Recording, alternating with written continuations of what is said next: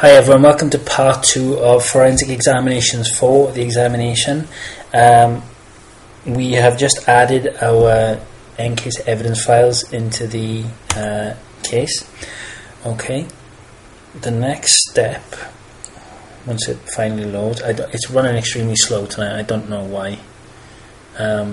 If it carries on like this, I'll keep pausing it until the stuff comes through, like now.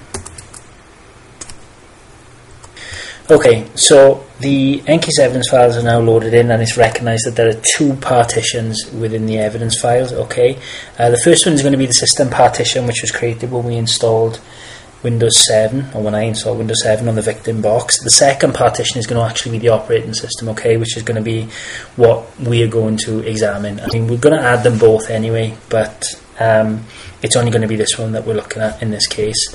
If you get multiple partitions and you're not sure which is the one you want to examine, okay, the sector range here will give you an idea of the size of the drive, of the partition, sorry.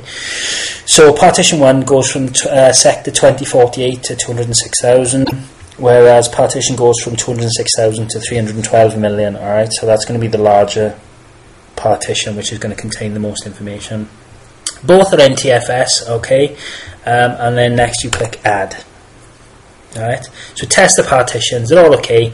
It links them in the evidence locker, okay. Now that's the symbolic link that we talked about earlier on. You can either add another image to the case or just click OK. Now this is where we choose which partition we want to examine right now. There's the option to examine the entire disk in its raw format, or we can look at the C partition or the D partition. Alright, it's important to know that even though they come up as C and D, that isn't necessarily what these partitions will be labelled as in the real world. Okay, these are drive letters given by the forensic software. There are ways that you can actually find out what the drive letter is by examining the registry. We're not going to do that in this video, but we will come to that in later videos. Okay. Now you've got the option here to analyze the file system, okay, or add another image. You can also look at the timelines. Right. Now we're going to do that right now. The timeline will take into account all of the files that can be viewed on the image. And we'll put them into some sort of chronological order, depending on whether they've been created or accessed or written to or modified. And it will build a timeline for you to look at. This is going to be important to us because the victim has suddenly realised that the data that they had on their desktop is gone. So we're going to try and look at that time frame and see what exactly happened. All right? It's quite a quick process, but I am only using a 160 gig hard drive. In the real world, you might be looking at a substantially larger drive than that. Okay, now the first thing we'll do is create the data file. We will select the D partition. Alright, you can select them both, but we're going to select the D partition because that's what we're interested in. Alright, so it's going to gather data from allocated and unallocated space. Alright, now unallocated space is all the deleted data that is on the drive that the actual user of the computer won't see, okay, obviously because they're deleted, but the forensic software will then go through the unallocated space, and if it can extract any files, it will. Alright, generate MD5 is a hash. Again, that comes to hashing files so that you can prove whether you're in your tribunal or court of law that you haven't manipulated the files at all since creating them. Okay, so I'm going to pause this again while it creates the body file. Okay, so it's created this body file and it's put it into that forensics folder structure that we talked about earlier. Alright, so okay. Again, you select the body file here, it's already selected for you. You can put in a specific date or period of time if you want to look at that. You enter the file name that the data is going to be output to, and choose the format of the file. Alright, now I just leave it tabulated because it's easier to look at. And then OK.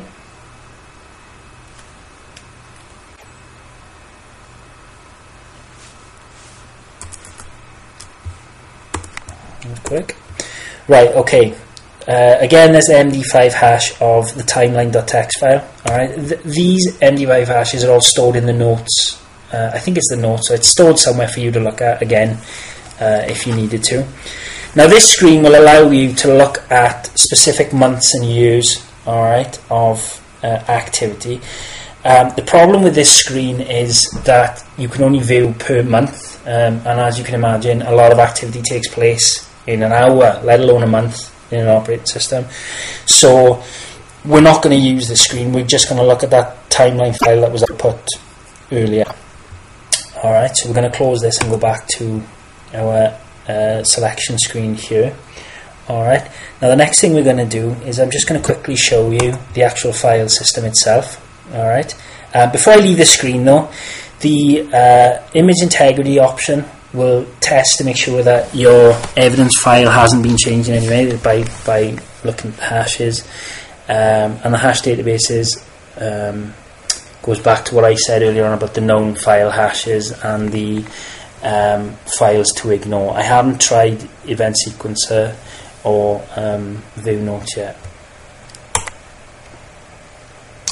So now it's going to analyze, we select file analysis here, it's going to analyze the actual file system structure that we have, alright, on the drive.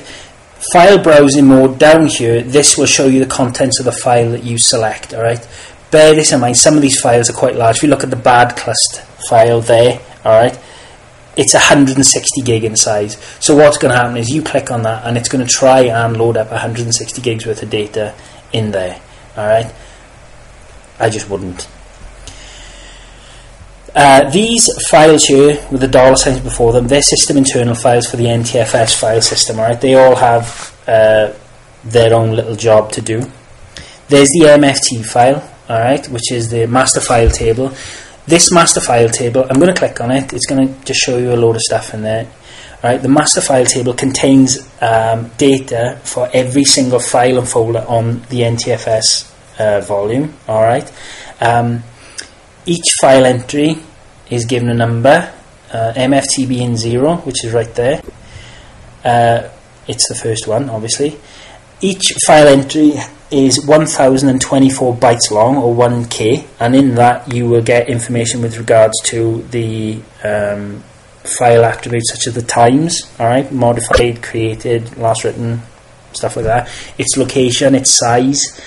The smaller files, files that are 700 bytes or less, will actually have their data stored within the MFT entry. Okay, now that's important to remember because that is going to apply in the credit card file that we created and deleted in the first video. Okay, you can click export here, which will export whichever file you've selected in this window, so that you can examine it using other software.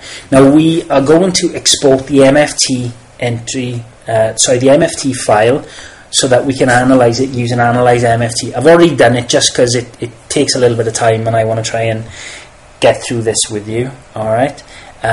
Further down we have the Recycle Bin folder. Now this folder will contain, I'll just show you quickly. This folder will contain a separate folder for each user on the system, alright, and each folder will be allocated an SID number, which is a security identifier number, alright. Now that security identifier number is unique to each user on a particular system, alright. It's handy for identifying users when it comes to things like privileges and ownership of files and folders. It's taking a little bit to load, so I'm probably going to pause it again in a second. But if you think back to when I spoke to you about creating an acquisition of your suspect drive, and I said if you just connect it directly to a Windows box, it places a Recycle Bin folder onto that drive. What will happen is that Recycle Bin folder will have the SID number of the users on the system that it's connected to. Okay, so I'm going to pause this. It's taking a little while. Okay, right, we're back. These are the folders within the Recycle Bin folder. This is the SID number that I was talking about. Okay, now there is a bit of information that you can extract from these numbers. We're not going to go into it in this video. We will cover it further down the line, alright? But 1000 is the victim profile, 1001 is the hacker profile, alright? We're going about it a little bit backwards. Okay, what I want to show you now is the fact that as an examiner you will look at the users folder, for example, right, which is /users. Alright, I'm going to have to pause it. For some reason it's running incredibly slow, but what you'll notice is that there will be a hacker folder in there.